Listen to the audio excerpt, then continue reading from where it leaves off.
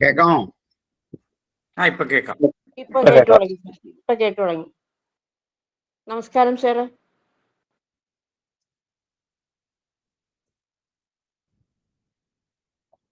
കേക്കാമോ? കേക്കുന്നുണ്ട് സാർ. ഇപ്പൊ കേട്ടു തുടങ്ങി. ആ, നിങ്ങൾ പറയുന്നത് അങ്ങോട്ട് കേൾക്കുന്നില്ല.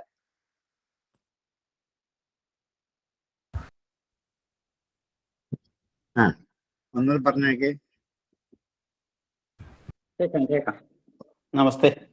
ഇപ്പൊ കേക്കാം. നമസ്കാരം സാർ. നമസ്കാരം. നമസ്തേ. നമസ്തേ സാർ. നമസ്തേ. നമസ്കാരം സാർ. നമസ്കാരം. എല്ലാ ദിവസവും ഈ സ്റ്റാർട്ടിങ് ട്രബിൾ ഉണ്ടല്ലോ സാറേ? ഉണ്ടെന്നേ. അത് ഇതിന്റെ മൈക്കൊന്ന് പോയതാണ്. പകരം വേറൊന്ന് വെച്ച് ശരിപ്പെടുത്തിക്കൊണ്ടിരിക്കുകയാണ്. ഇനി മാറണം മൊത്തം. ലൂസ് കോണ്ടാക്ട് മറ്റോ ഉണ്ട്. ലൂസ് കോൺട്രാക്ട് ഏതിട്ടാലും അത് ആ പ്രശ്നമുണ്ട്. ഇതിനകത്ത് മൈക്ക് സിസ്റ്റം പോയതാണ്.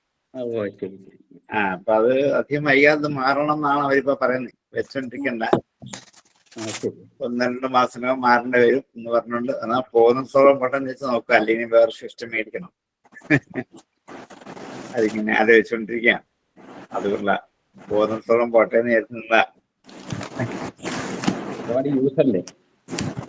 അതെ, എന്നും ഉപയോഗമുള്ള സാധനം. അപ്പൊ അത് നിത്യോപയോഗ സാധനം പോലെ. എത്ര മണിക്കൂറാ? അതെ, 3 മണിക്കൂർ 4 മണിക്കൂറൊക്കെ വേണ്ടി വരും. അല്ല, നിത്യോപയോഗ സാധനം പോലെ ആയിരുന്നു.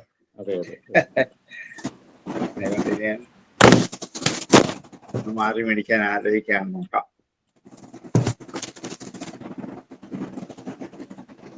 നമുക്ക് ആരംഭിക്കാം. ഓം സഹനാവവതു സഹനൗ ഭുനക്തു സഹ വീര്യം കരവാവഹൈ തേജസ്വിനാവധീതമസ്തു മാ വിദ്വിഷാവഹൈ. ഓം ശാന്തി ശാന്തി ശാന്തി. ആദരണീയരായ എല്ലാ പഠിതാക്കൾക്കും നിമിത്തമായി പഞ്ചമം 10-ൽ നിന്ന് 21 അല്ലേ?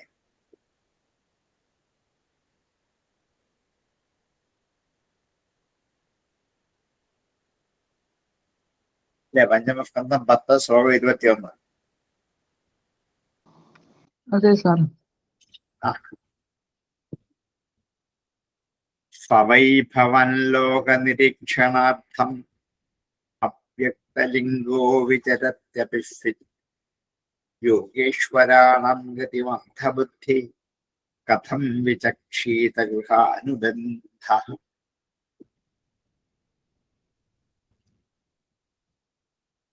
അധ്യായത്തിലെ കഴിഞ്ഞ 20-ാമത്തെ ശ്ലോകത്തില് രാജാവ് രഘുഗണൻ ഭരതനോട് പറഞ്ഞു തുടങ്ങിയ വാക്കുകളാണ്. ഭരതൻ പറഞ്ഞതിന് തക്ക മറുപടി അങ്ങോട്ട് പറയുകയാണ്. അങ്ങ് ആരാണെന്ന് എനിക്ക് ശരിക്കും മനസ്സിലാവുന്നില്ല. ഒരു സാധാരണക്കാരനല്ല എന്നെനിക്ക് ബോധ്യമായി. അതുകൊണ്ട് എന്തോ ഒരു യോഗസിദ്ധികളുള്ള ഒരാളാണ് എന്നെനിക്ക് ഇത്രയും സംഭാഷണം കൊണ്ട് തോന്നുന്നു. അതുകൊണ്ട് ഞാൻ അങ്ങോട്ട് ചോദിക്കുകയാണ്, അങ്ങ് ആരാണ് എന്ന് പറയാൻ ചോദിക്കുകയാണ്. അതിന്റെ ഒരു ആമുഖമാണ് കഴിഞ്ഞ ശ്ലോകത്ത്. ഇപ്പൊ അത് വ്യക്തമാക്കുകയാണ്. ഫ വൈ ഭവാൻ, അങ്ങ് തന്നെയാണ് ലോകനിരീക്ഷണാർത്ഥം,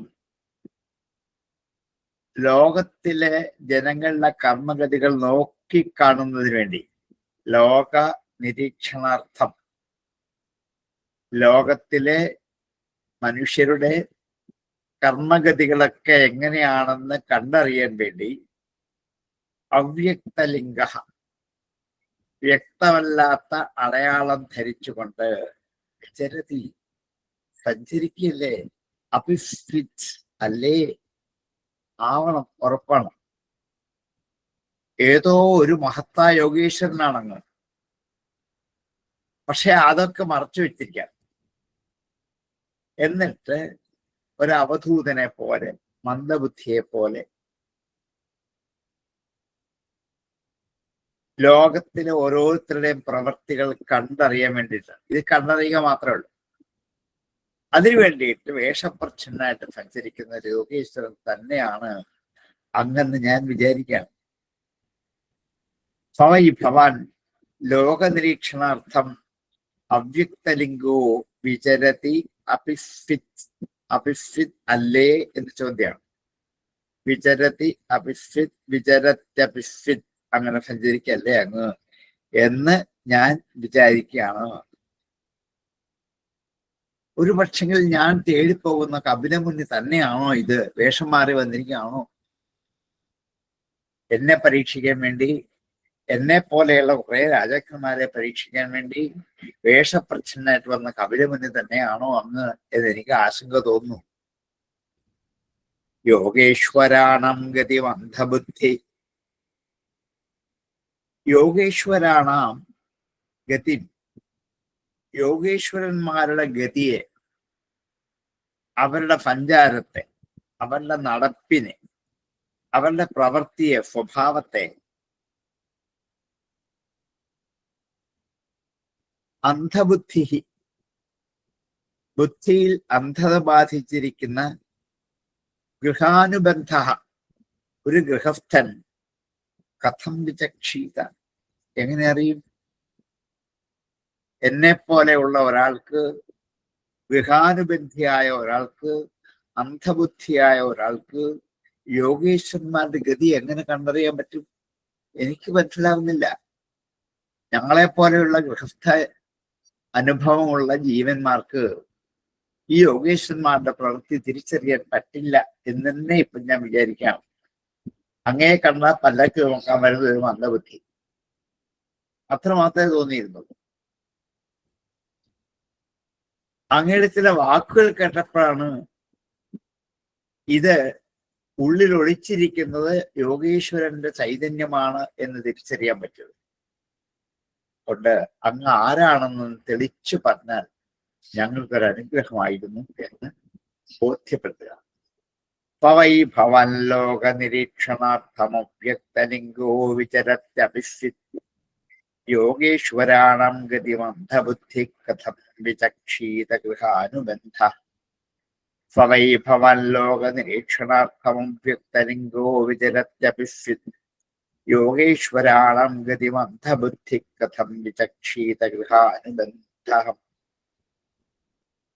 ദുഷ്ടശ്രമകർമ്മത ആത്മനോ വൈ ഭർത്തുർഗന്ധുർഭവതശ്ചാനുമന്യേ യഥാഫതോദായനാദ്യഭാവാത് തമൂലയിഷ്ടോ വ്യവഹാരമാർഗ.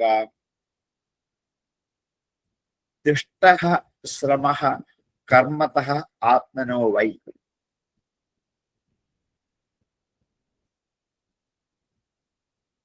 അങ്ങ് ആരാണെന്ന് അറിയുക എന്നുള്ളതിന് ആമുഖമായിട്ട് അങ്ങയുടെ വാക്കുകളെ തന്നെ കടമെടുത്ത് അങ്ങോട്ട് പ്രയോഗിക്കാം.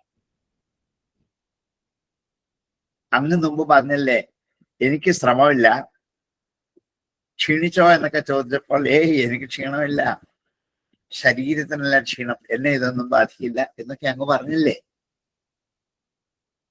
ഇത് ശരിയാണോ എന്ന് ചോദിക്കാൻ പോവാണ്. ശരീരത്തിനുള്ള ക്ഷീണം എനിക്കില്ല എന്ന് പറഞ്ഞു. ഈ ഞാൻ ശരീരത്തിലാണ് ഇരിക്കുന്നതെങ്കിൽ അത് എന്നെയും ബാധിക്കില്ലേ? കർമ്മതഃ ആത്മനഃ ശ്രമഃ. ആത്മനഃ തനിക്ക് കർമ്മം കൊണ്ടുണ്ടാകുന്ന ക്ഷീണം, ശ്രമം ദുഷ്ടഃ കാണപ്പെടുന്നതല്ലേ. ജോലി ചെയ്താൽ ഒരാൾ ക്ഷീണിക്കുന്നു എന്നുള്ളത് കാണാമല്ലോ. ക്ഷീണിക്കുന്നില്ല എന്നിപ്പോ താങ്കൾ പറഞ്ഞത് എങ്ങനെ ശരിയാകും? ഏത് കർമ്മത്തിൽ ഏർപ്പെട്ടാലും ക്ഷീണം ഉണ്ടാകും. ഭാരം ചുമന്ന് നടക്കുമ്പോൾ കുറച്ച് കഴിയുമ്പോൾ ശരീരം ക്ഷീണിക്കില്ലേ? ഭാരം വഹിക്കുന്ന ക്ഷീണം എന്തായാലും ഉണ്ടാകും. അവൻ ചെയ്യുന്ന കർമ്മത്തിന്റെ ഫലമായ ക്ഷീണം അവനെ ബാധിക്കും. യുദ്ധത്തിൽ ഏർപ്പെട്ടിരുന്ന ഞാൻ യുദ്ധം ചെയ്യുമ്പോൾ ക്ഷീണിക്കില്ല, തളരുണ്ട്. അതില്ല, അത് വെറുതെ മായയാണ് എന്ന് പറഞ്ഞാൽ എങ്ങനെ വിശ്വസിക്കാൻ പറ്റും? ദൃഷ്ടഃ, അത് കാണപ്പെടുന്നതല്ലേ. ആത്മനഃ കർമ്മതഃ ശ്രമഃ ദൃഷ്ടഃ വൈ. തന്റെ തന്നെ കർമ്മം കൊണ്ടുള്ള ഈ ശ്രമം കാണപ്പെടുന്നത് തന്നെയല്ലേ. ഭർത്തുഹു ഗന്ധുഹു ഭവതഹ അനുമന്യേ. ഭാരം ചുമക്കുന്നവനും ഭർത്തുഹു, ഗന്ധുഹു ഗണിക്കുന്നവനും ആയ ഭവതഹ അങ്ങേക്ക് ച അനുമന്യേ അങ്ങേക്കും ഇത് ഉണ്ടെന്ന് ഞാൻ അനുമിക്കുകയാണ്. അല്ല പറ്റില്ലല്ലോ. ഭാരം ചുമക്കുന്ന ഒരാൾക്ക് എത്ര ഭാരം ചുമന്നാലും ക്ഷീണമില്ല എന്ന് വിചാരിക്കാൻ പറ്റില്ല. വഴിയാത്ര ചെയ്യുന്ന ഒരാൾക്ക് കുറെ യാത്ര ചെയ്യുമ്പോൾ ക്ഷീണമില്ല എന്ന് വിചാരിക്കാൻ പറ്റില്ലല്ലോ. ഭർത്തു ഗന്ധു ഭവതശ്ച അനുമന്യേ. അതെങ്ങനെയാണ്? യഥാ അഫത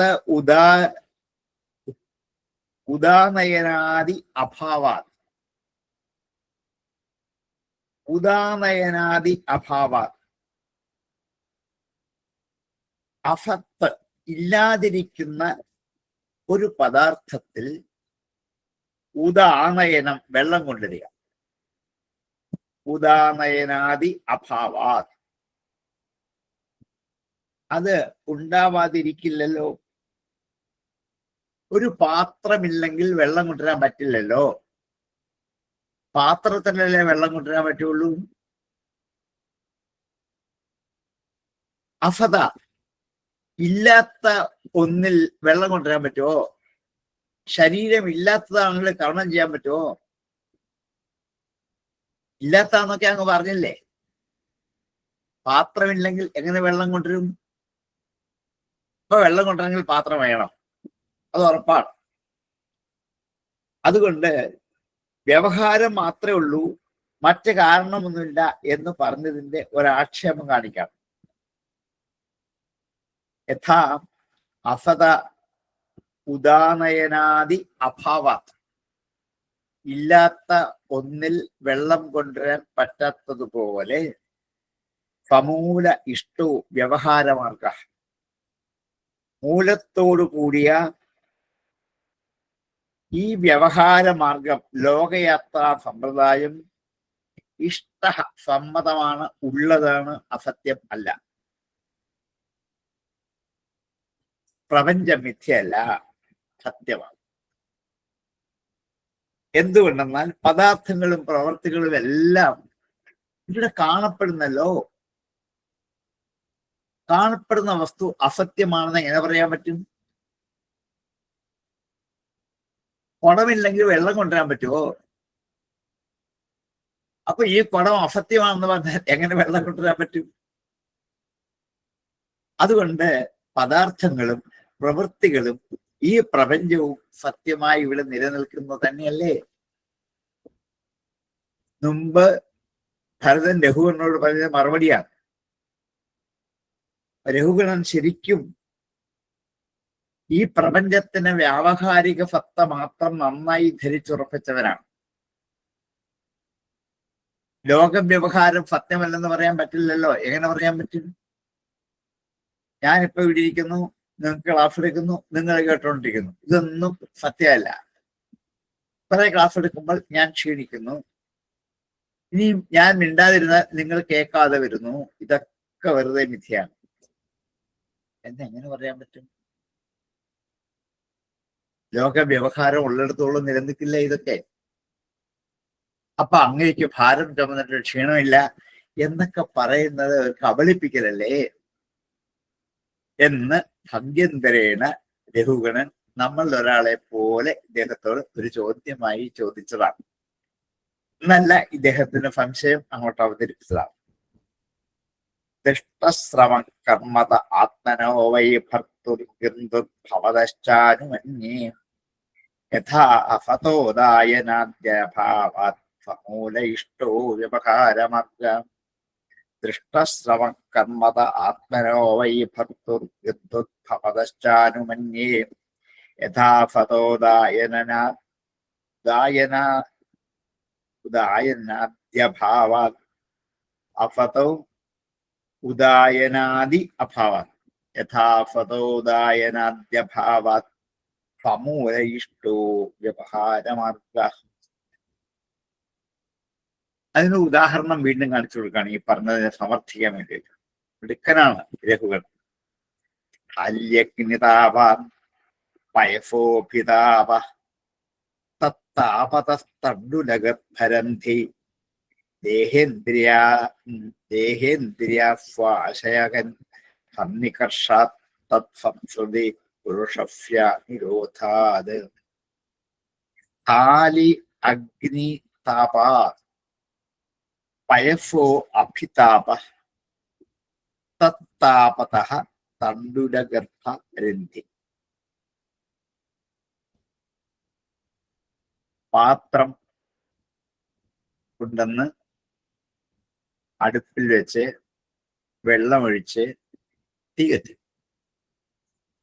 തീ കത്തിക്കുമ്പോൾ ആദ്യം ചൂടാകുന്നത് പാത്രമാണ്. പാത്രം നന്നായി ചൂടായി പഴുത്താൽ അതിനകത്ത് വെള്ളം ചൂടാകും. കുറെ സമയം കഴിയുമ്പോൾ ആ വെള്ളം തിളയ്ക്കും. ആ വെള്ളത്തിലേക്ക് അരി ഇട്ട് കൊടുത്താൽ ആ അരി വേകും. ആ അരിക്ക് അഗ്നിയുമായി നേരിട്ടൊരു ബന്ധമില്ല. അഗ്നി സംയോഗം കൊണ്ടല്ല ഈ അരി വേകുന്നത്. ഥാലി പാത്രം. അഗ്നി താപാത് പയഫോ അഭിതാപാത്. പാത്രത്തിന് അഗ്നിയുടെ ചൂടുണ്ടാകും. സ്ഥല്യഗ്നിതാപ. അതുകൊണ്ട് പയഫോ അതിതാപ. അപ്പൊ വെള്ളം കൂടുതൽ തരും. തത്താപത. ആ താപം കൊണ്ട് തണ്ടുലം അരി ഗർഭരന്ധി വേവുന്നു. അരിമണികൾക്ക് വേവുണ്ടാകും. ഇത് സത്യല്ലേ? ഇതുപോലെ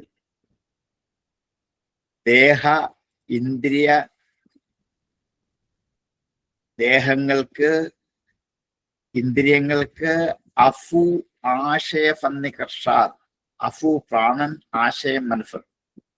ദേഹേന്ദ്രിയാശ്വാശയ സന്നികർഷാത്.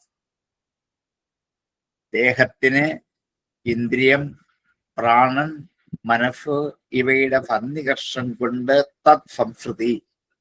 ആ സംസാരം പുരുഷസ്യ അനുരോധാത്. ആത്മാവിനും ആ ഒരു സംസാര ബന്ധം ഉണ്ടാവുക തന്നെ ചെയ്യുമല്ലോ.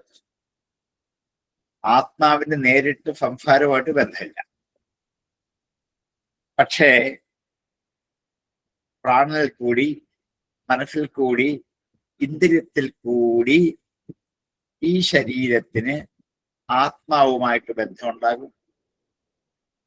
പാത്രം ചൂടായി, വെള്ളം ചൂടായി, അരി വേകുന്നത് പോലെ അരിക്ക് നേരിട്ട് അഗ്നിയുമായി ബന്ധമില്ലെങ്കിലും അത് വെന്ത് കിട്ടുന്നത് പോലെയാണ്.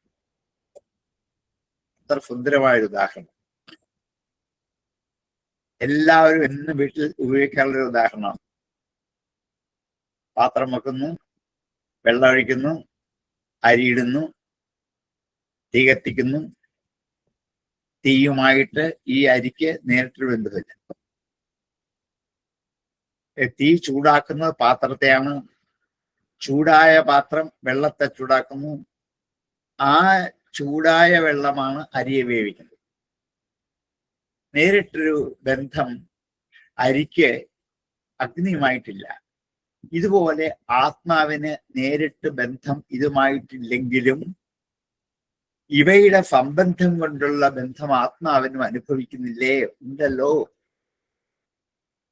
അത്ര വിദഗ്ധമായൊരു ചോദ്യമാണ് അദ്ദേഹം ചോദിച്ചത്. ഉദാഹരണം ചൂണ്ടിക്കാണിച്ചാണ് ഭരതനോട് ചോദിക്കുന്നത്. അപ്പൊ ശരീരത്തിന് ക്ഷീണമില്ല എന്ന് പറയുന്നത് വെറുതെ അല്ലേ? ശരീരത്തിന് ക്ഷീണം ആത്മാവിനെ ബാധിക്കത്തില്ലേ? പാത്രത്തിന്റെ ചൂട് അരിയെ ബാധിക്കത്തില്ലേ? ഇല്ല എന്ന് പറയാൻ പറ്റില്ലല്ലോ. ദേഹേന്ദ്രിയ അഫു ആശ്രയ സന്നികർഷാത് തത് സംസ്കൃതി പുരുഷസ്യ അനുരോധ.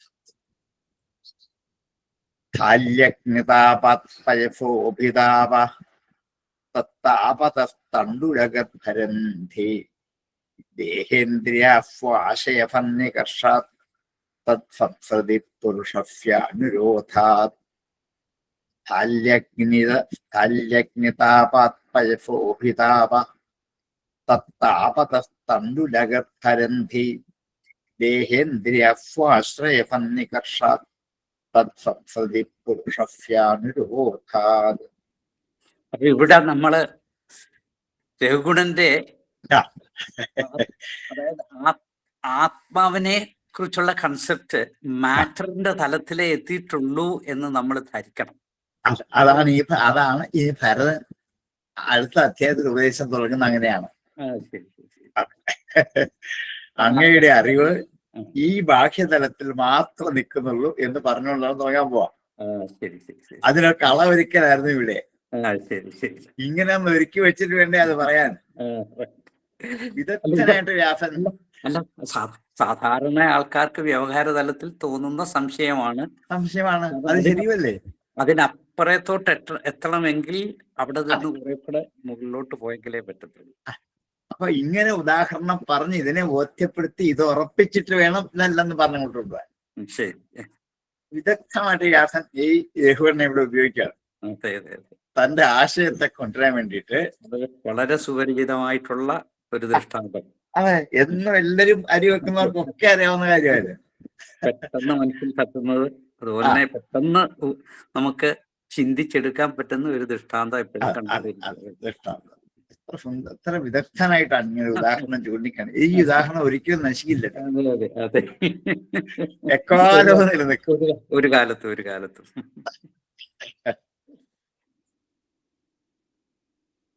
അല്ല, ആ സമയത്ത് നമുക്ക് ഇതേമാതിരി പാത്ര നിർമ്മിതിയൊക്കെ ഉണ്ടായിരുന്നു എന്നുള്ളത് ഇതിൽ നിന്ന് തീർച്ചയായിട്ടും. പിന്നെ ഉറപ്പല്ലേ, പാത്രത്തിൽ ഭക്ഷണം വെച്ച് കഴിച്ചോണ്ടിരുന്നല്ലേ. മറ്റു അതായത് ഒരുപക്ഷെ ഭാരതീയരോ അല്ലെങ്കിൽ ചൈനക്കാരോ ഒക്കെ ഒഴിച്ചു കഴിഞ്ഞാൽ ബാക്കിയുള്ള സംസ്കാരങ്ങളിലൊന്നും അവരൊന്നും ഇതിന്റെ ഒന്നും അടുത്തുപോലും എത്തിയിട്ടില്ല.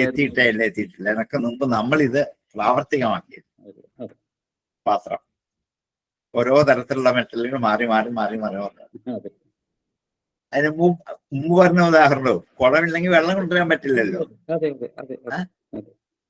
ഈ കുളം ഇല്ലാത്തതാണ് എന്ന് പറഞ്ഞു കഴിഞ്ഞാൽ എങ്ങനെ വെള്ളം കൊണ്ടുവരാൻ പറ്റും? ഇങ്ങനെ നിത്യത ഇതിലേക്ക് ഉറപ്പിക്കുകയാണ്, എന്നിട്ടേ അടുത്ത സ്റ്റെപ്പിലേക്ക് പോകാൻ പറ്റുള്ളൂ. ഇത് ഉറക്കാത്തതുകൊണ്ടാണ് വാസ്തവത്തിൽ മറ്റേ മനസ്സിലാവാതെ. അതുകൊണ്ടാണ് വ്യാസൻ വിദഗ്ധമായിട്ട് രഘുവിനെ കൊണ്ട് ഇത്രയും ചോദ്യങ്ങൾ ചോദിപ്പിച്ച് ഉറപ്പിച്ചിട്ട് പോകുന്നത്. നല്ല സുന്ദരമായ ഭാഗമാണ്. നമസ്കാരം സാർ. ഇവിടെ നമ്മള് ഈ സാറ് നേരത്തെ എടുത്തവർ പറഞ്ഞത് ശരീരമാണ് പാത്രം, മനസ്സ് വെള്ളമാണ്, പിന്നെ ജീവൻ വന്നിട്ട് അരിയാണെന്നൊക്കെ സാറ് പണ്ട് പറഞ്ഞിട്ടുണ്ട്. അത് കണക്ട് ചെയ്യുമ്പോ അത് ശരിയാവില്ലല്ലോ. അത് തന്നെ ഡയറക്റ്റ് ആയിട്ട് അഗ്നിക്ക് ആ ജീവനുമായിട്ട് ബന്ധമില്ല എന്നുള്ളതാണ്. അത് ക്ലാരിഫൈ ചെയ്യാനായിരുന്നു. Okay sir, thank you. ശാസ്താഭിഗോക്ത നൃപതി പ്രജാനം യക്കിങ്കരോ വൈ ന വിനഷ്ടിവിഷ്ടം സ്വധർമ്മമാരാധനമച്യുതസ്യ യദീഹമാനോ വിജഹത്യഖൗഖം. ശാസിതാവ് ഉപദേശിക്കുന്നത്, അഭിഗോപ്ത രക്ഷിക്കുക, നൃപതി പ്രജകൾ. പിന്നെ അങ്ങ് പറഞ്ഞില്ലേ, സ്വാമി ഭൃത്യൻ എന്നുള്ള ഭാവമൊക്കെ താൽക്കാലികമാണ്, അത് ശാശ്വതമല്ല എന്ന് പറഞ്ഞല്ലോ. അത് ആക്ഷേപം അർഹിക്കുന്നതല്ലേ വാസ്തവം? ഒന്ന് ആലോചിച്ച് നോക്കൂ. ഞാൻ രാജാവായിരിക്കുന്ന സമയത്ത് ഞാൻ പ്രജകളുടെ ശാസിതാവാണ്, പാലകനുമാണ്, അല്ലെന്ന് പറയാൻ പറ്റുമോ? ശാസ്ത, അഭിഗോപ്ത, നൃപതി. രാജാവ് ഉപദേശിക്കുന്നവനും രക്ഷിക്കുന്നവനുമാണ് പ്രജകൾക്ക്. പ്രജകളുടെ രക്ഷകനല്ല ഞാനെന്ന് പറയാൻ പറ്റുമോ? ആ സമയം, അത്രയും സമയം ആണല്ലോ. അങ്ങ് മുമ്പ് പറഞ്ഞല്ലോ, സ്വാമി ഭൃത്യനുള്ള അങ്ങ് ഈ രാജാവിന്റെ അവസ്ഥ ഇല്ലാതായി കഴിഞ്ഞാൽ എന്താ ആയിത്തീരും, ഞാനും അങ്ങനെ ആയിത്തീരും. ശരിയാണ്, പക്ഷെ അത്രയും സമയവും അതുണ്ടല്ലോ. ശാസ്ത അഭിഗോപ്ത എന്ന് പറയും പ്രജാനം യക്കിങ്കരോ വൈ. യാതൊരാളാണോ കിങ്കരൻ ഭൃത്യനുമായ യാതൊരുവനാണോ അവൻ പിനഷ്ടിപിഷ്ടം അരച്ചതിനെ വീണ്ടും അരയ്ക്കുന്നില്ല. വൈ ന പിനഷ്ടിപിഷ്ടം, അരച്ചത് വീണ്ടും അരയ്ക്കലാണ് പിഷ്ടം പിനഷ്ടി. പിഷ്ടം പൊടി എന്നർത്ഥം. എന്താണ്, അരിയോ ഗോതമ്പോ ഒക്കെ പൊടിച്ചു പൊടിയാക്കുന്നതിന്റെ പേരാണ് പിഷ്ടം. ഒരുപക്ഷെ ഈ വാക്ക് തീ മാറ്റിയിട്ട് പൂവാക്കിയിട്ട് പുട്ടാക്കി മാറ്റിയതായിരിക്കും. കാരണം പൊടി കൊണ്ടുണ്ടാക്കുന്ന സാധനമാണല്ലോ. അങ്ങനെ വന്നൊരു വാക്കായിരിക്കും ഒരുപക്ഷെ പുട്ട്. പിഷ്ടത്തെ പൊടിച്ചതിനെ വീണ്ടും ഒന്നുകൂടെ പൊടിക്കാം. പൊടിച്ചത് പൊടിക്കേണ്ട ആവശ്യമില്ല. കൊണ്ട് പിഷ്ടം പിനഷ്ടി, പിഷ്ടപേഷണം പോലെ വ്യർത്ഥമാണ്. പൊടിച്ചത് പിന്നെ പൊടിക്കേണ്ട ആവശ്യമില്ലല്ലോ. കിങ്കരോ വൈ, രാജാവ് പ്രജകളുടെ ശാസ്താവാണ്, ഗോപ്താവാണ്. അതുപോലെ എന്താ ആണ്, ഭൃത്യനാണ് എന്നൊക്കെ പറഞ്ഞത് വാസ്തവത്തിൽ ഒരു പിഷ്ടപേഷണം ആവില്ലേ. സ്വധർമ്മം ആരാധനം അച്യുതസ്യ, സ്വധർമ്മരൂപമായ ഈശ്വര പൂജ ആരാധന. അച്യുതസ്യ, അച്യുതനുള്ള ഏത് ഈഹമാനോ, ആരാണോ ആഗ്രഹിക്കുന്നത്, വിജഹാതി അഖൗഖം, അതുകൊണ്ട് അഖൗഖത്തെ ഉപേക്ഷിക്കുന്നു. അഖൗഖം പാപക്കൂട്ടം, അഖം പാപം, ഓഖം കൂട്ടം. അഖൗഖം പാപക്കൂട്ടത്തെ സ്വധർമ്മരൂപമായി ഈശ്വരപൂജ കൊണ്ട് അത് ചെയ്യാൻ ആഗ്രഹിച്ചാൽ പാപസമൂഹത്തെ ഇല്ലാതാക്കാൻ പറ്റും. അത് ഉപേക്ഷിക്കുക തന്നെ ചെയ്യും. ശ്രീഹരിയുടെ ആജ്ഞയെ പരിപാലിക്കുന്നവൻ നിഷ്ഫലമായ പ്രയത്നം അല്ല അത്. ശാസന കൊണ്ട് ദുർമാർഗങ്ങളിൽ പ്രവർത്തിക്കുന്നവരെ സന്മാർഗികളാക്കി മാറ്റുക എന്നുള്ളത് ഈശ്വരനാൽ നിയമിക്കപ്പെട്ട ഒരു ശാസനയാണ് ഞങ്ങൾ ചെയ്യുന്നത്. ഈശ്വര നിയോഗമാണ് രക്ഷിതാവായിരിക്കൂ, രാജാവായിരിക്കൂ എന്നുള്ളത്. ദുർമാർഗത്തിൽ നടക്കുന്ന ജനങ്ങളെ ഉപദേശിച്ച് ശിക്ഷിച്ച് നല്ല വഴിയിലേക്ക് നടത്തുക എന്നുള്ളത് ഈ രാജാവ് എന്നുള്ള ധർമ്മമാണ്. അങ്ങനല്ലേ തൊട്ടു മുമ്പ് പറഞ്ഞത് അതൊക്കെ താൽക്കാലികമാണ്. അതേ, താൽക്കാലികമായ ധർമ്മം, അതില്ലാതിരിക്കാൻ പറ്റില്ലല്ലോ.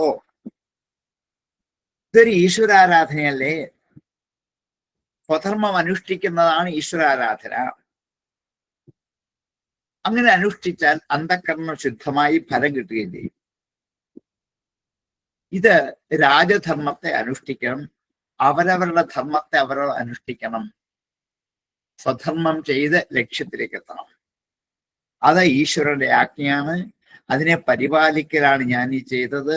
അതുകൊണ്ട് പാപത്തിൽ നിന്നും മുക്തനായി രാജാവ് ലക്ഷ്യത്തിലേക്ക് എത്താൻ സാധിക്കും എന്നുള്ളത് കൊണ്ട് ഈ സ്വധർമ്മ പരിപാലന രൂപമായ ഈ കർമ്മം ഒരു പിഷ്ടവേഷമല്ല,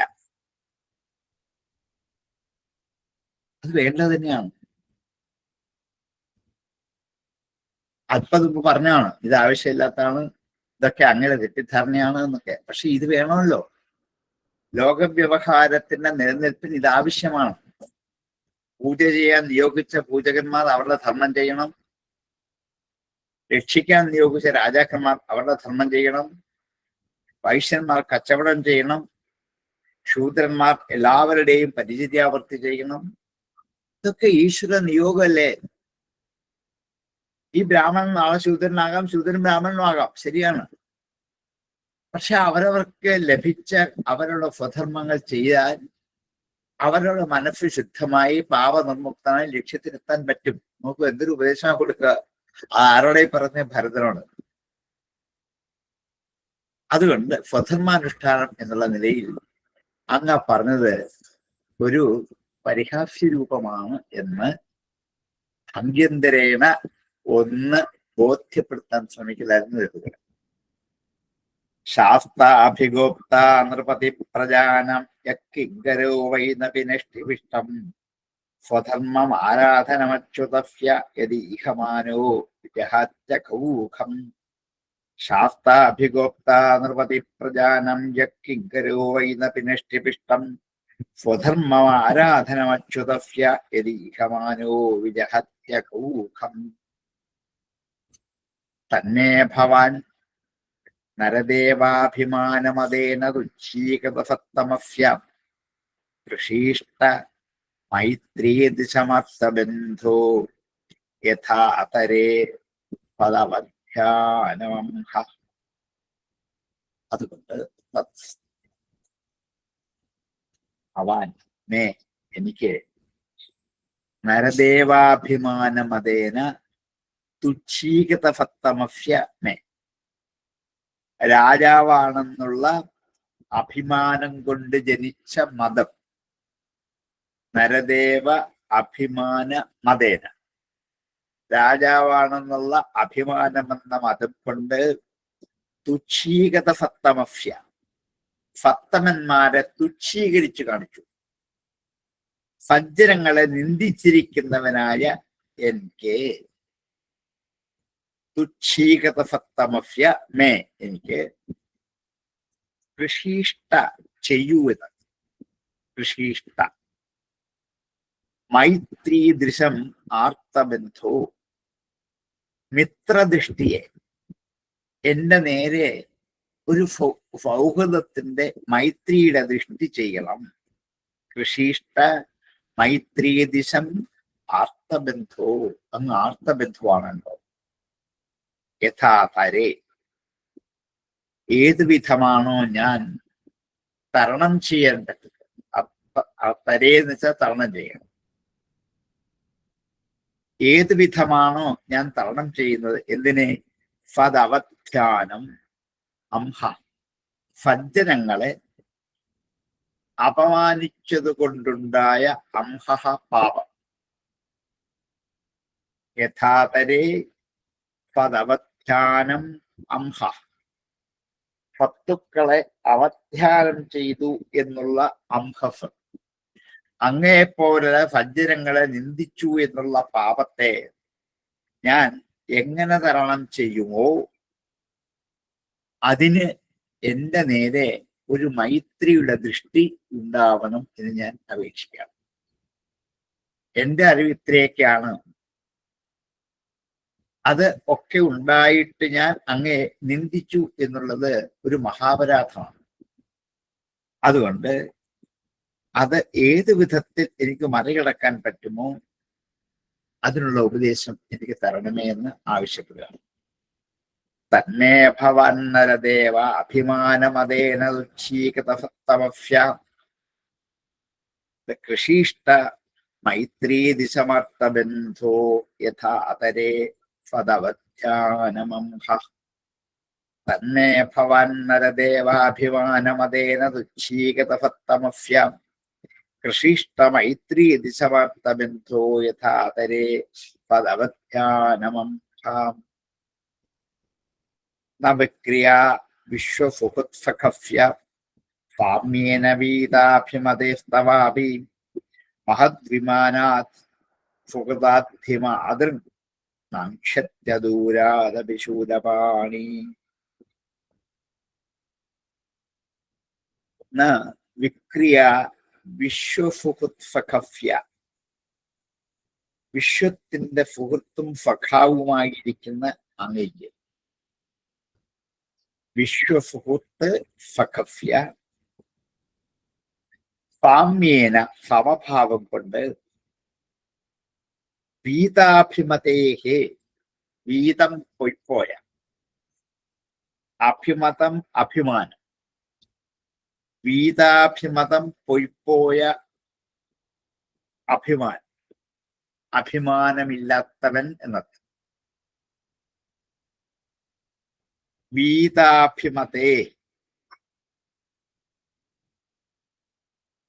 സമഭാവം കൊണ്ട് അഭിമാനം നഷ്ടപ്പെട്ട വിശ്വത്തിന്റെ സുഹൃത്തും സഖാവുമായ അങ്ങയ്ക്ക്, അങ്ങയുടെ യോഗ്യത ഇത്രയാണ്.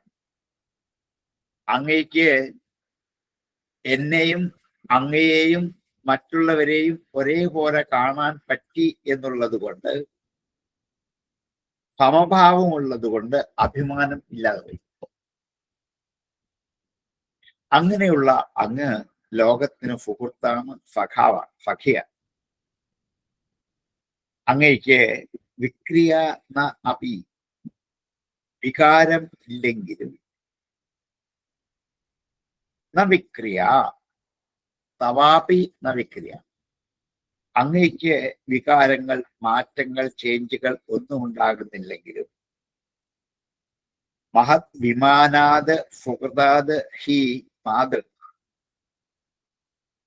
സുഹൃത തന്നെത്താൻ ചെയ്യപ്പെട്ട പ്രവൃത്തിയായ മഹത് വിമാനാത് മഹാന്മാരെ അപമാനിച്ചു എന്ന്. വിമാനം അപമാനമാണ്, അവയ്ക്ക് പകരം ഈ ഉപസർഗമായി എന്ന് മാത്രമേ ഉള്ളൂ. മഹത് വിമാനാത് മഹത്തുക്കളുടെ അപമാനം കൊണ്ട് മാതൃ എന്നെ പോലെയുള്ളവർ നക്ഷ്യതി നശിക്കുന്നു. ശൂലപാലിഹി അവി, പരമേശ്വരനെ പോലെ സമർത്ഥനാണെങ്കിലും അദൂരാത് നക്ഷ്യം, വൈകാതെ അടുത്തു തന്നെ നശിക്കും എന്നുള്ളത് ഉറപ്പാണ്. അങ്ങ് ബ്രഹ്മചൈതന്യം നിറഞ്ഞു നിൽക്കുന്നവനാണ്. ശരീരത്തിൽ ഞാനെന്നുള്ള അഭിമാനം അല്പം പോലും ഇല്ല. അതുകൊണ്ട് ലോകത്തിന് ഹിതം ചെയ്യുന്ന സുഖകാരിയാണ് അങ്ങ്. ഞാൻ അങ്ങേ ഇപ്പോൾ നിന്ദിച്ചു, അവമാനിച്ചു, തിരസ്കരിച്ചു. അത് അങ്ങേ ബാധിച്ചിട്ടില്ല, കാരണം അങ്ങ് സമബുദ്ധിയായതുകൊണ്ട്. എങ്കിലും അങ്ങേ അവമാനിച്ചു എന്നുള്ള ഒരു അപമാനം എന്റെ കർമ്മശക്തി കൊണ്ട് എന്നിലുണ്ട്.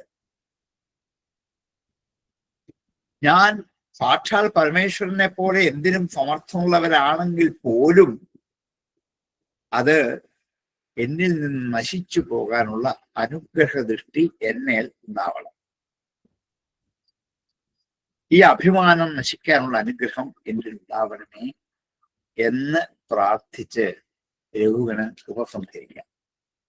നവിക്രിയ വിശ്വസുഹൃത് സഖസ്യാം സ്വാമ്യേന വീതാഭിമതേസ്തവാപി മഹത് വിമാനാത് സുഹൃതാധ്യമാതൃ നക്ഷത്യദൂരാദപിശൂലപാണി. നവിക്രിയ വിശ്വസുഹൃത് സഖസ്യാമ്യേന വീതാഭിമതേസ്തവാപി മഹത് വിമാനാത് സുഹൃതാധ്യമാതൃ നക്ഷത്യദൂരാദപിശൂലപാണി.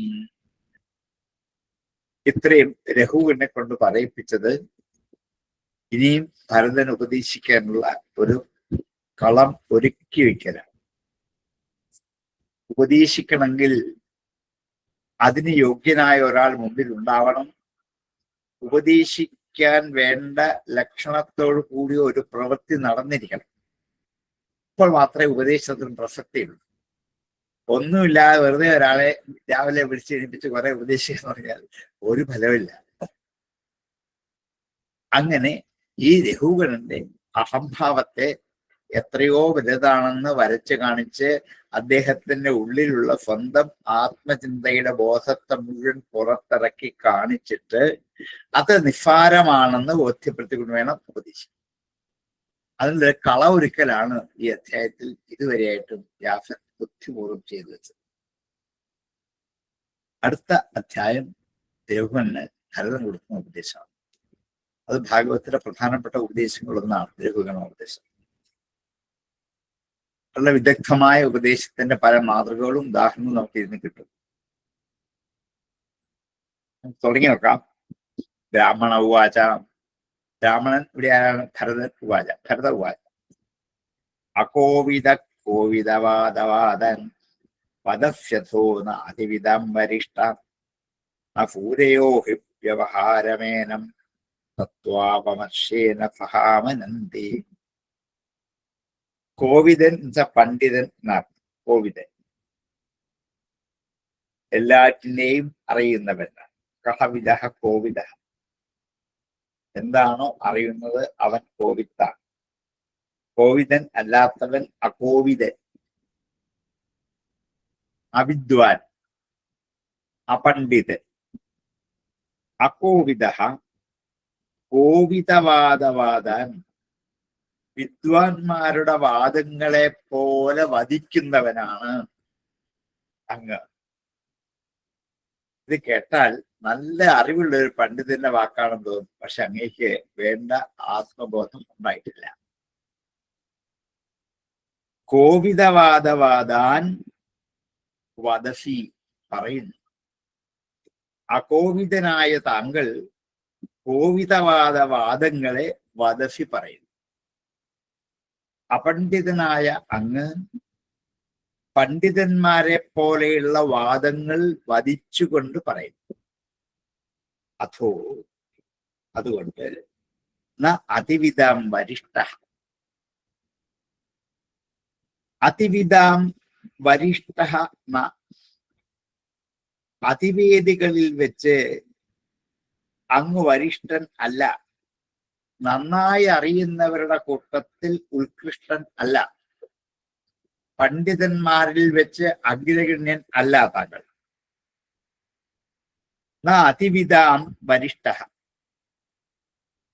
ന ഫൂരയോ, എന്നാൽ പണ്ഡിതന്മാർ ഹി ആകട്ടെ വ്യവഹാരം ഏനം, ഈ വ്യവഹാരത്തെ തത്വാവമർശേന സഹ, തത്വബോധത്തോടു കൂടി ന ആമനന്തി, വിചാരിക്കുന്നില്ല. പണ്ഡിതന്മാർ വ്യവഹാരം ഏനം, ഈ വ്യവഹാരത്തെ, അങ്ങ് പറഞ്ഞ ഈ ആശയങ്ങളെ തത്വാവമർശേന സഹ, തത്വബോധത്തോടൊപ്പം ന ആമനന്തി, വിചാരിക്കുന്നില്ല. അങ്ങ് പറഞ്ഞത്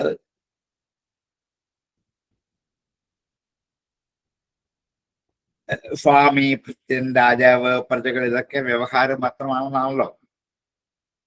വിദ്വാൻമാർ അങ്ങനെ പറയില്ല, അല്ലാത്തവർ പറയും. വിചാരം ചെയ്യാൻ സാധിക്കാത്തവര് ഇതിനെ സത്യമായിട്ട് ധരിക്കും. പക്ഷെ അത് പ്രമാണമല്ല. അകോവിതന്മാരുടെ വാദം ഒരിക്കലും പ്രമാണമല്ല. അനുഭവജ്ഞാനമുള്ളവര് ഈ ലോക വ്യവഹാരത്തെ വിചാരരമണീയമാണെന്ന് ധരിക്കില്ല. ആലോചിക്കാത്തത് കൊണ്ട് രമ്യമാണെന്ന് തോന്നും, അത്ര. അതുകൊണ്ട് സത്യമെന്ന പോലെ ആഭാസിക്കുന്ന ഈ വ്യാവഹാരിക സത്യത്തെ സത്യമാണെന്ന് നിശ്ചയിച്ചിട്ട് സത്യമല്ലെങ്കിലും യുക്തി കൊണ്ട് സത്യമാക്കി തീർത്ത് തോന്നിക്കുന്ന വാദങ്ങളെ പറയുന്ന അങ്ങ് പരമാർത്ഥത്തിൽ അറിവുള്ളവൻ അല്ല. അങ്ങനെ ഞാൻ വിചാരിച്ചു. ഇന്നത്തെ ലോക വ്യവഹാരങ്ങളുടെ സ്വഭാവം ഇതാ. യഥാർത്ഥമായത് അറിയാത്തവർ ഒത്തിരി പേര് പണ്ഡിതന്മാരെന്ന വ്യാജേന നമ്മുടെ നാടുകൾ ഇഷ്ടം പോലെ വ്യവഹരിക്കുന്നു. ഭാഗവതത്തിൽ പോലും ധാരാളമുണ്ട്. അത് അസത്യത്തെ സത്യമെന്ന പോലെ തോന്നിപ്പിച്ച് പറഞ്ഞ് ബോധ്യപ്പെടും. ഇതൊന്നും പ്രമാണം അല്ല എന്നുള്ള അവർക്കും അറിയത്തില്ല, നമുക്കും അറിയില്ല. ഒട്ടും മയപ്പെടുത്താതെ തന്നെ നേരിട്ടങ്ങ് പറയുകയാണ്. നേരിട്ടൊക്കെ പറയാം, അതല്ലേ? ഒരു ശങ്കയില്ല. തരം കിട്ടുമ്പോഴൊക്കെ യാസനയ്ക്ക് വേണ്ടി നന്നായിട്ട് ശ്രമിക്കുന്നുണ്ട്. അത് അത്ഭുതമാണ്. നേരത്തെ നമ്മൾ കണ്ടല്ലോ, ജഡഭരതനെ സംബന്ധിച്ചിടത്തോളം അങ്ങനെ രാജാവെന്നും മറ്റൊന്നും ആ ഒരു ഭേദാഭേദ വിചാരം ഇല്ലാത്തത് കൊണ്ട് ഇങ്ങനെ സംസാരിക്കാൻ പറ്റും. അതെ അതെ അതെ, അതുകൊണ്ട് പറ്റുമോ? മുമ്പോട്ടും പിമ്പോട്ടും ഒക്കെ ചിന്തിക്കുന്നവരാണെങ്കിൽ രാജാവിനോട് ഇങ്ങനെ പറയാൻ പറ്റും. പറ്റിയല്ലോ, അയ്യോ പറ്റിയല്ലോ, ഇത് ഒരു മടിയില്ലല്ലോ പറയാൻ.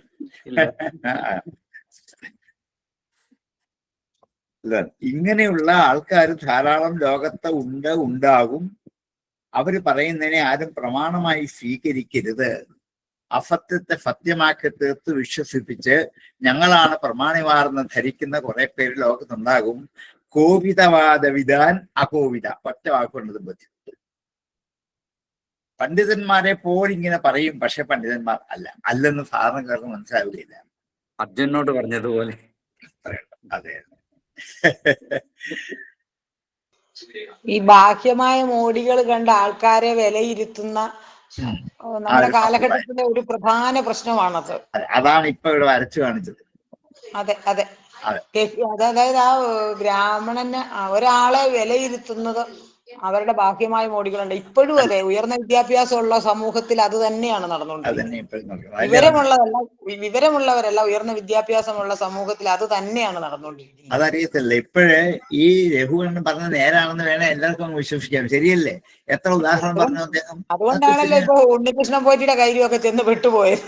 അതുകൊണ്ടാണ് ബാഹ്യമായ മോടികൾ കണ്ട് അയാൾ വലിയ എന്തോ ആണെന്ന് വിചാരിച്ച് അയാൾക്ക് വേണ്ടാത്ത വശങ്ങളൊക്കെ കൊടുത്തതാണ്. യഥാർത്ഥത്തിൽ നമ്മൾ താഴോട്ട് ചിന്തിച്ചു നോക്കിയാൽ നമുക്കത് മനസ്സിലാവും. അയാളുടെ ഭാഗ്യമായ മോടികൾ കണ്ട് രഘുവണ്ണന്റെ അടുക്ക പോലും എത്തേണ്ട യോഗ്യതയില്ലാത്തവരല്ലേ.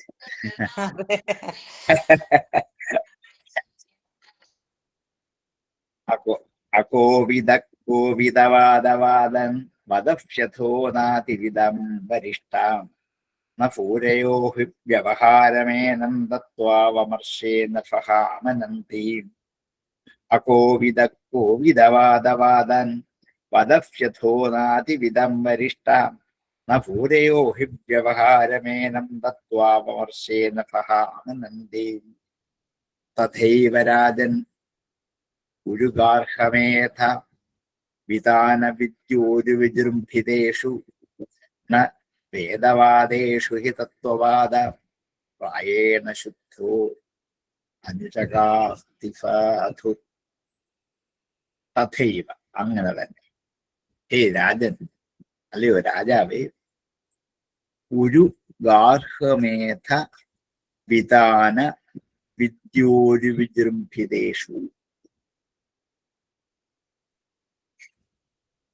ഉരുവായ വലുപ്പമേറിയ ഗാർഹമേധം, ഗാർഹസ്ഥ്യം, അതിന്റെ വിധാനം, വിസ്താരം. ഒരു ഗാർഹമേധ വിധാനം കൊണ്ട് വിദ്യോരു വിജൃംഭിതേഷു, അങ്ങനെയുള്ള വിസ്താരത്തെ പ്രതിപാദിക്കുന്ന വിദ്യകളിൽ ഏറ്റവും ശോഭിക്കുന്ന ഗാർഹമേധ വിതാന വിദ്യ ഒരു വിജൃംഭിതേഷു. ഗാർഹസ്ഥ്യത്തിൽ അനുഷ്ഠിക്കേണ്ടുന്ന കുറെ കടമകൾ, ധർമ്മങ്ങൾ, യജ്ഞങ്ങൾ, അനുഷ്ഠാനങ്ങൾ, അതെയൊക്കെ വിസ്തരിച്ചു പറയുന്ന വിദ്യയുണ്ട്. ആ വിദ്യയിൽ ഏറ്റവും ശോഭിച്ച് ആകർഷിക്കപ്പെട്ടിരിക്കുന്ന കുറെ ആൾക്കാർ ലോകത്തിലുണ്ട്. അന്നുണ്ട്, ഇന്നുണ്ട്, എന്നുണ്ടാവും. ഒരു ഗാർഹമേധവിധാന വിദ്യോരു വിജൃംഭിതേഷു.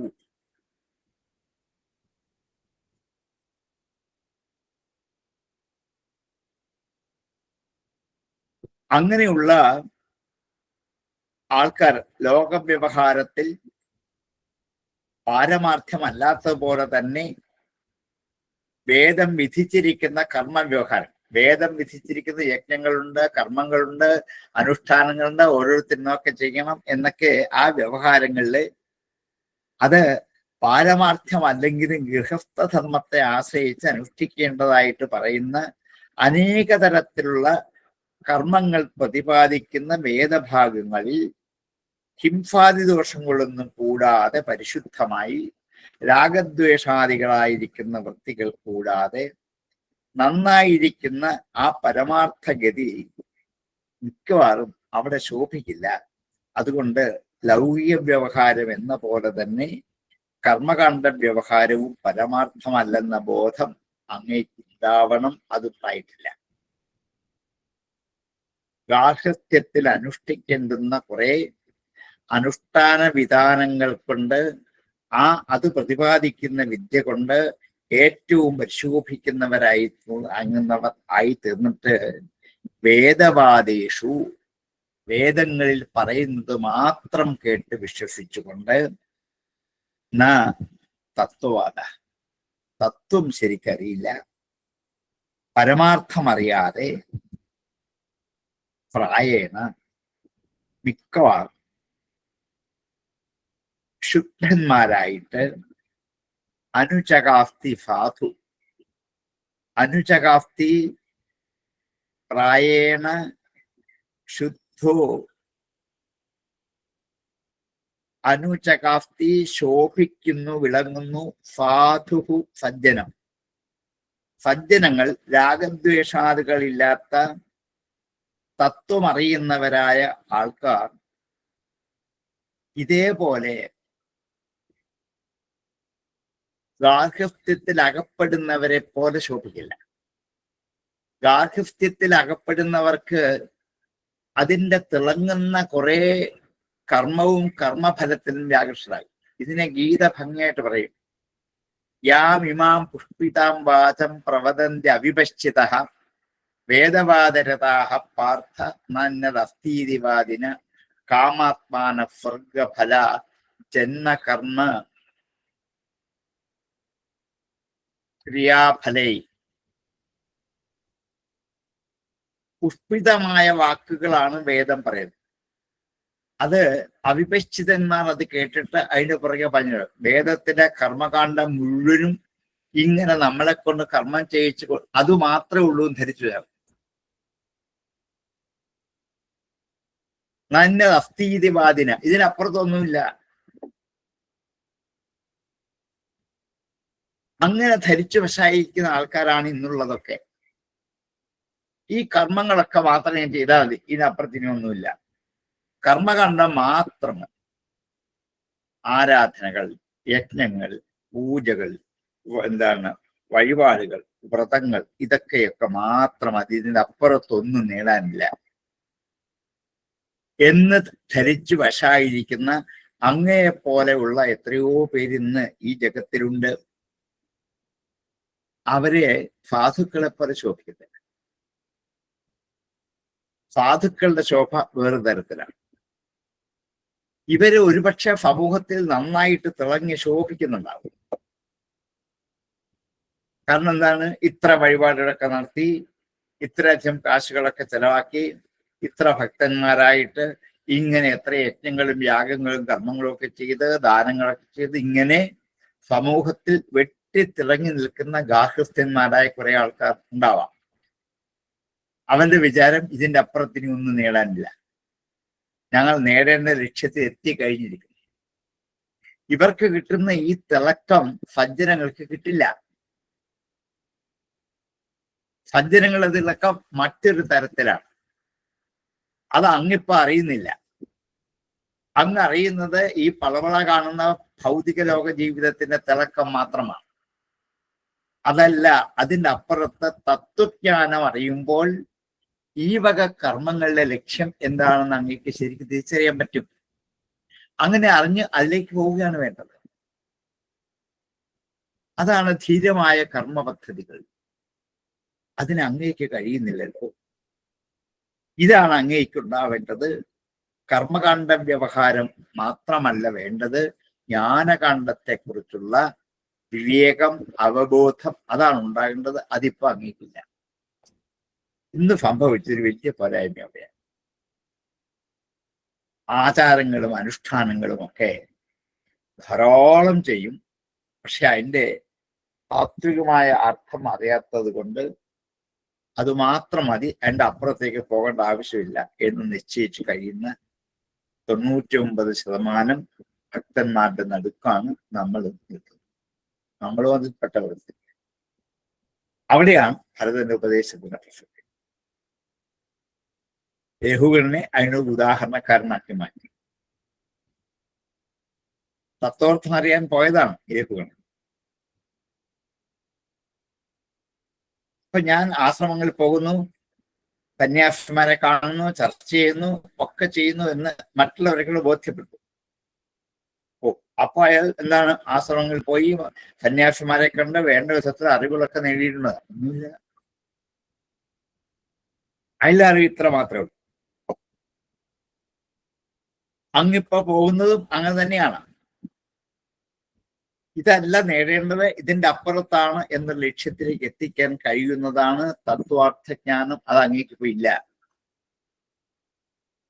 അതുണ്ടാക്കിയെടുക്കണം എന്ന് ഇന്നത്തെ ആധുനിക ലോക ജീവിതത്തിൽ ഭക്തിയുടെ പേരിൽ, കർമ്മത്തിന്റെ പേരിൽ, അനുഷ്ഠാനത്തിന്റെ പേരിൽ കാട്ടിക്കൂട്ടുന്ന അനേക തരത്തിലുള്ള വൈരുദ്ധ്യമാർന്ന നടപടികളിൽ മാത്രമല്ല, അതിന്റെ തത്വാർത്ഥം അറിഞ്ഞിട്ട് അതിന്റെ അപ്പുറത്തേക്ക് കടന്നു പോകണം എന്ന് രഘുഗണനെ നിമിത്തമാക്കിക്കൊണ്ട് ലോകത്തിന് ഉപദേശിക്കുന്ന ഉപദേശമാണ് ഈ ഭരതൻ നൽകുന്ന ഉപദേശം. തഥൈവ രാജന്നുരുഗാർഹമേധവിധാന വിദ്യോരു വിജൃംഭിതേഷു ന വേദവാദേഷു ഹി തത്വവാദ പ്രായേണ ശുദ്ധോ നിജകാസ്തി പാതു. തഥൈവ രാജന്നുരുഗാർഹമേധവിധാന വിദ്യോരു വിജൃംഭിതേഷു ന വേദവാദേഷു ഹി തത്വവാദ പ്രായേണ ശുദ്ധോ നിജകാസ്തി പാതു. തഥൈവ രാജന്നുരുഗാർഹമേധവിധാന വിദ്യോരു വിജൃംഭിതേഷു ന വേദവാദേഷു ഹി തത്വവാദ പ്രായേണ ശുദ്ധോ നിജകാസ്തി പാതു. നിങ്ങളുടെ സമയം ആയിരിക്കുന്നു. തന്നെയല്ല, ഗഹനമായ വിഷയങ്ങൾ ഒത്തിരി കേട്ട് നിങ്ങൾ വിഷമിക്കേണ്ട, നമുക്ക് ഇവിടെ ഉപസംഹരിക്കാം. ഇനി ഈ അധ്യായം വരുന്ന അദ്ദേഹത്തിന്റെ ഉപദേശങ്ങളാണ്. നമുക്ക് വളരെ പതുക്കെ ചിന്തിച്ച് അർത്ഥതലങ്ങൾ കണ്ടെത്തി പോയാൽ നമുക്ക് ശരിക്ക് ഉൾക്കൊള്ളാൻ പറ്റുള്ളൂ. തൽക്കാലം ഇതെങ്കിലും ഉൾക്കൊണ്ടാൽ അത്രയുമായി. നമുക്ക് ബാക്കി അടുത്ത ക്ലാസ്സിലേക്ക് മാറ്റി വെക്കാം. ഫംഗ്ഷനിലോട് ചോദിക്കാം. അത് മതി.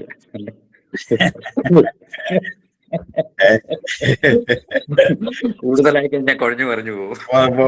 അതുകൊണ്ട് വളരെ കുറച്ച് കഴിഞ്ഞുള്ള ഈ അധ്യായം വളരെ പതുക്കെ പോകുള്ളൂ. നമുക്ക് അത് 2-3 ശ്ലോകത്തിക്കുള്ള പറ്റിയില്ല. ഇങ്ങനെ പോയാൽ മതി. കാരണം ചില കാമ്പൊക്കെ ഉള്ളത് പതുക്കെ പോയാൽ മതി. അതെ. എന്നാലേ ഒന്ന് ആലോചിച്ച് ചിന്തിക്കാൻ വേണ്ടിയിടാ കിട്ടുകയുള്ളൂ. സാറേ വേറൊരു സംശയമുണ്ട്, ചോദിച്ചോട്ടെ? ഓ, പിന്നെന്താ.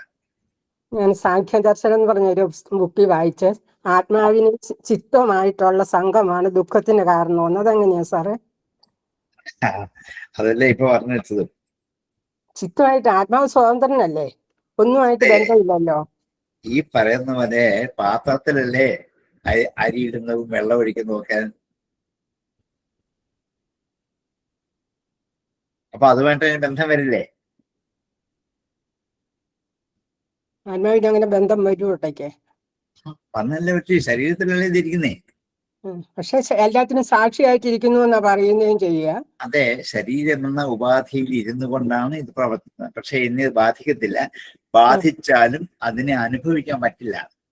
നമ്മളതല്ല, അത് ബാധിച്ചുകൊണ്ട് ആത്മാവിന് ഉണ്ടാവില്ല. ആത്മാവിന്റെ ഏതൊരു അംശമാണോ ഇത് അനുഭവിക്കുന്നത് ദുഃഖമായിട്ട് മാറും. അതാണ് ജീവാത്മാവ്. അല്ലെ ചിത്തമായിട്ട് ബന്ധം വരുക. ചിത്തത്തിൽ എന്തൊക്കെയാ? ചിത്തം വെച്ചാൽ എന്താണ് ഇത്? ഈ അന്ധകരണങ്ങളൊന്നല്ലേ, മനസ്സെന്ന് തന്നെ പറയാം. മനസ്സ്, ചിത്തം, ബുദ്ധി, അഹങ്കാരം.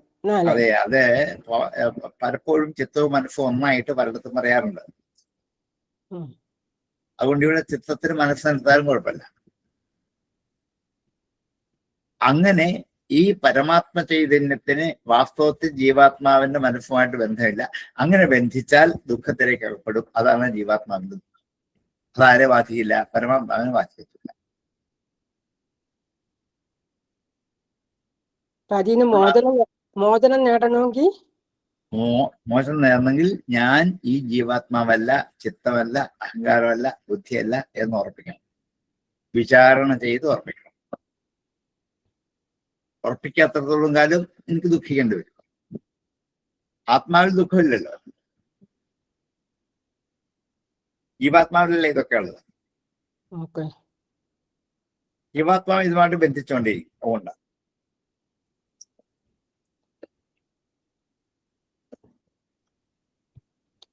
സാറേ നമസ്തേ സാർ. രണ്ട് പക്ഷികളുടെ ഉദാഹരണം നോക്കിയാൽ മതി സാറേ.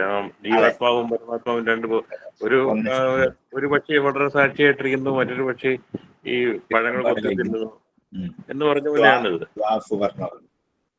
തൈത്തിരീയത്തിലെ ഒരു മന്ത്രമാണ്.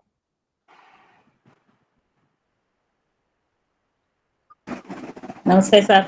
ചോദിച്ചോ. എനിക്ക് 21ാമത്തെ കഴിഞ്ഞ അധ്യായത്തിലെ അവസാനത്തെ 21ാമത്തെ ആ ശ്ലോകത്തില് ആ 3ാമത്തെ വരി ഒന്നുകൂടെ ഒന്ന് വായിച്ചു തരുമോ സാറേ?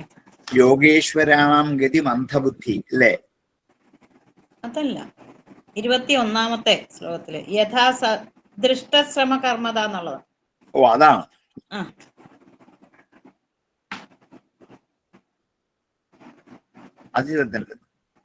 ദൃഷ്ടശ്രമ കർമ്മത ആത്മനോ വൈ ഭർത്തുർ ഗന്ധുർ ഭവതശ്ച അനുമന്യേ യഥാഫതോദായനാദി അഭാവാത്.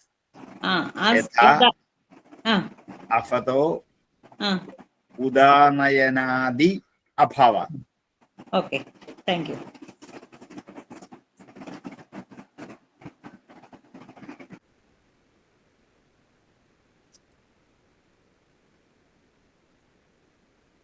നമസ്കാരം സാർ. സാറിന്റെ നൈമിഷാരണ്യത്തിലെ ഓഡിയോ കേട്ടു.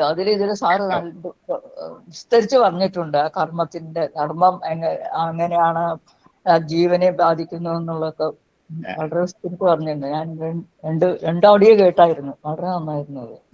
യോഗി സംവാദം അത് 2-3 ശരിക്കും പറഞ്ഞുള്ളൂ. ബാക്കി ഞാൻ ഓടിച്ചു വിട്ടു. വളരെ നന്നായിരുന്നു.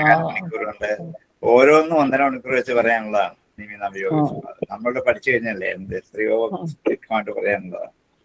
അത് ഈ രണ്ട് ചാപ്റ്റർ പഠിച്ചാൽ മതിയല്ലോ സാറേ, മുഴുവൻ നമുക്ക് മനസ്സിലാവും. മുഴുവൻ ഇതിലുണ്ട്.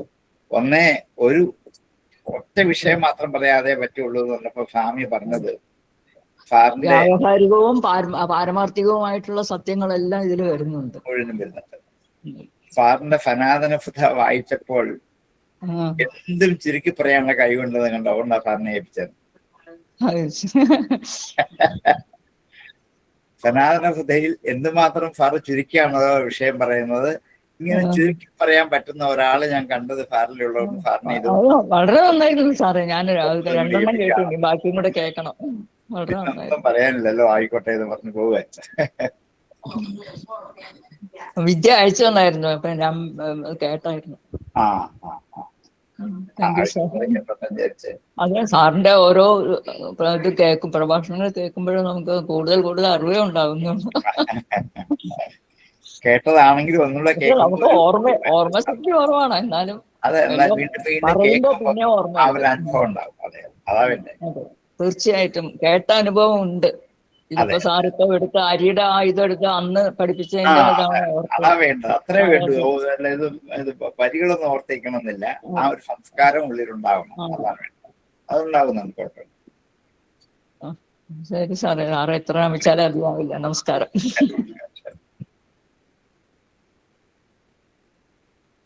എന്നാ ഇന്നിപ്പോ സംസാരിക്കാം. ഇനി അടുത്ത ആഴ്ച മുഴുവൻ നമുക്ക് പത്രമാണല്ലോ.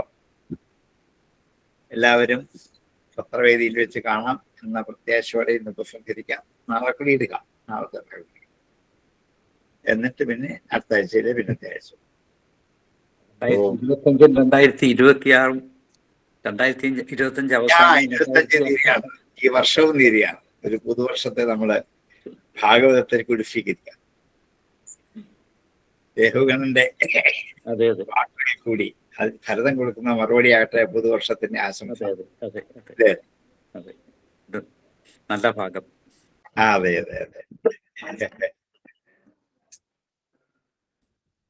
അപ്പൊ നമുക്ക് പ്രസംഗിക്കാം. ഓം പൂർണ്ണമദ പൂർണ്ണമിദം പൂർണ്ണാത് പൂർണ്ണമുദച്യതേ പൂർണ്ണസ്യ പൂർണ്ണമാദായ പൂർണ്ണമേവാവശിഷ്യതേ. ശാന്തി ശാന്തി ശാന്തി. നമസ്തേ.